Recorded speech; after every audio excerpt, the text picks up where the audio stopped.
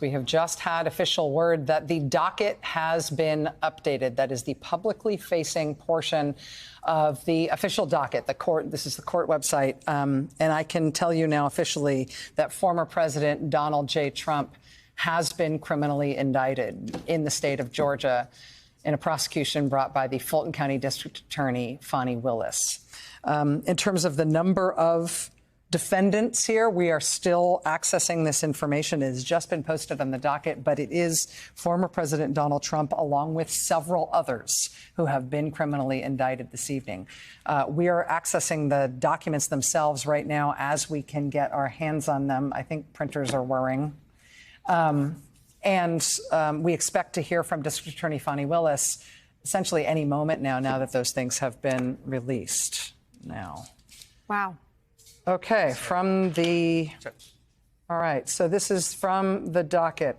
The state of Georgia versus Donald John Trump, Rudolph William Louis Giuliani, John Charles Eastman, Mark Randall Meadows, Kenneth John Chesebro, Jeffrey Bossert Clark, Jenna Lynn Ellis, Ray Stallings Smith III, Robert David Cheeley, Michael A. Roman, David James Schaefer, Sean Micah Thresher Still, Stephen Cliffgard Lee, Harrison William Prescott Floyd, Trevion Kuti, Sydney Catherine Powell, Kathleen Alston Latham, Scott Graham Hall, Misty Hampton, a.k.a. Emily Misty Hayes. It is a 40-count felony indictment. Yeah, and Rachel, Georgia. Should we touch on just some of the crimes listed? Yes. It begins with the RICO Act. That's the big one, and it is broad in the state of Georgia. So you have an alleged violation of the Georgia Racketeer Influencing Corrupt Practices Act. You have something we just discussed moments ago, solicitation of violation of oath of office. That is, we believe, connected to Donald Trump's personal involvement in recorded calls to state officials. We have several false statement charges that echo something we've seen in other cases, and we've seen a lot of evidence for that here coming out of Georgia.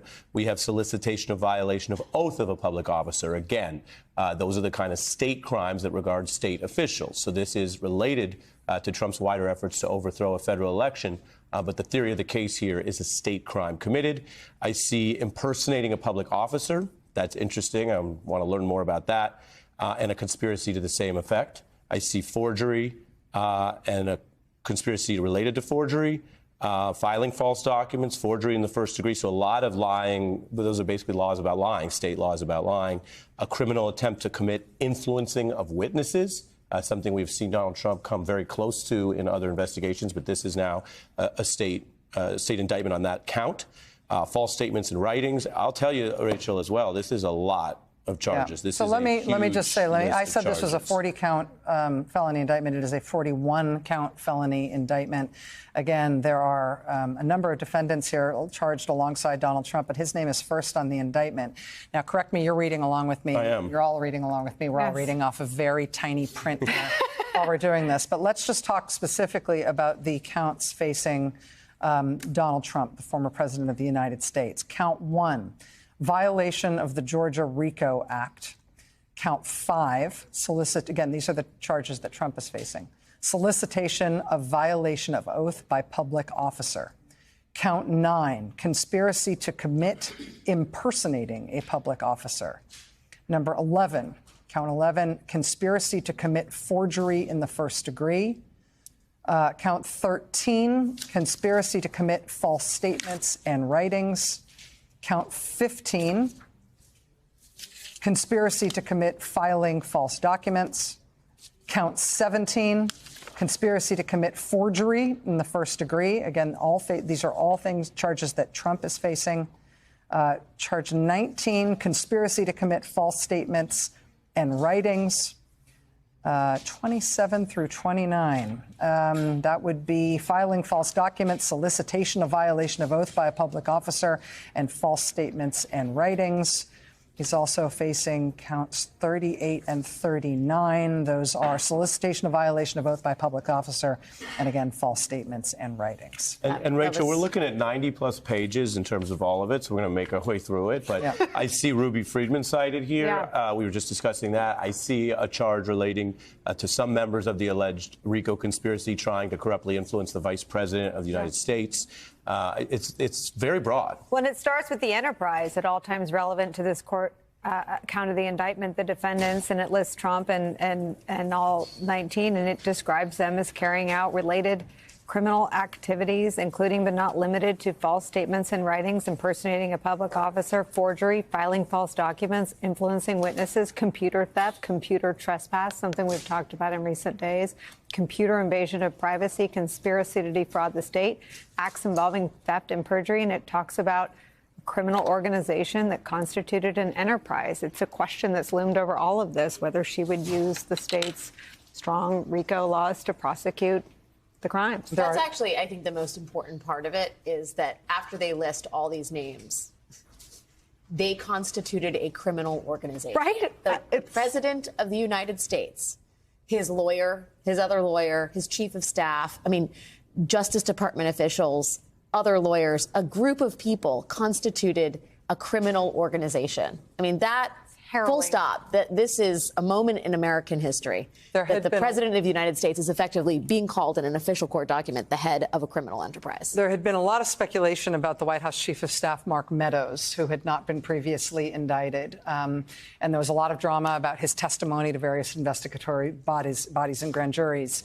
And I think a lot of people thought, Mark Meadows isn't getting charged anywhere because Mark Meadows is cooperating against the president. Mark Meadows is charged here, as are a number of Trump lawyers. We saw Trump lawyers named, or not named, but indicated as unindicted co-conspirators in the federal indictment, the most recent federal indictment about trying to overturn the election results. Questions as to them not being charged, but named as co-conspirators. Here they are charged. Giuliani charged. Eastman charged. Chesebro charged. Bossert Clark charged. Ellis charged. Sidney Powell charged. Rachel, can I say something? Our friend Andrew Weissman is bursting. Can we bring him in? Andrew Weissman, we are reading.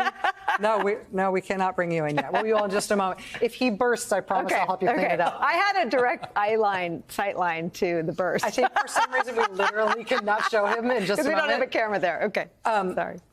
As we are looking at this, the other names that we are looking at here, a lot of the names here. Thank you. This is it. We've been going crazy for. A lot of the names that may not be familiar at the national level are Georgia state officials, former Georgia officials, and some Trump campaign officials who are lower profile individuals.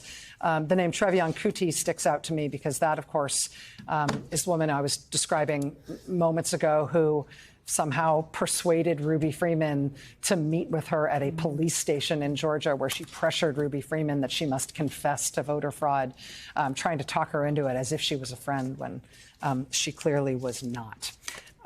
We now have the indictment. It is a 41-count indictment. There are 19 defendants listed.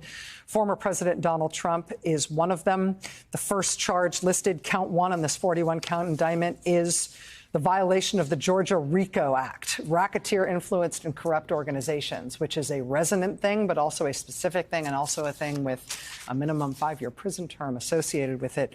Looks like the defendants charged under the RICO Act specifically are all of them, all 19 of them charged as being part of that criminal organization. As we await comments from Fulton County District Attorney Fani, go to our nearly burst friend, Andrew Weissman.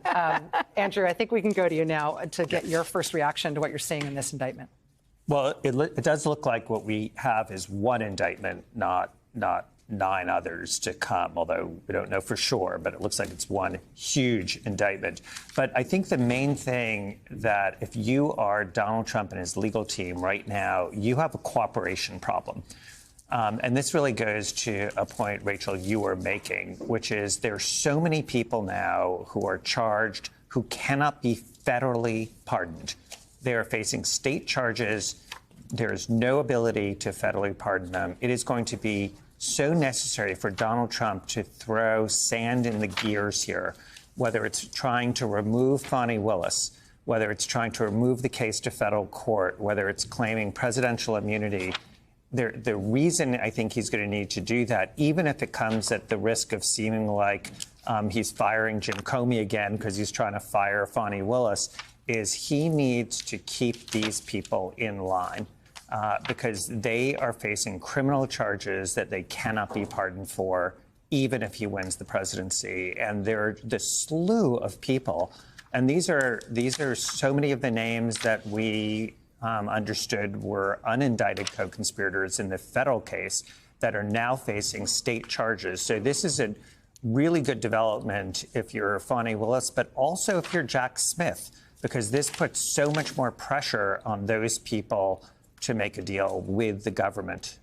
So that's to me the real sort of shot across the bow here, not just because you have these really serious charges against Donald Trump, but you have so many levers to pull if you are at the state and federal level with respect to all of these other people.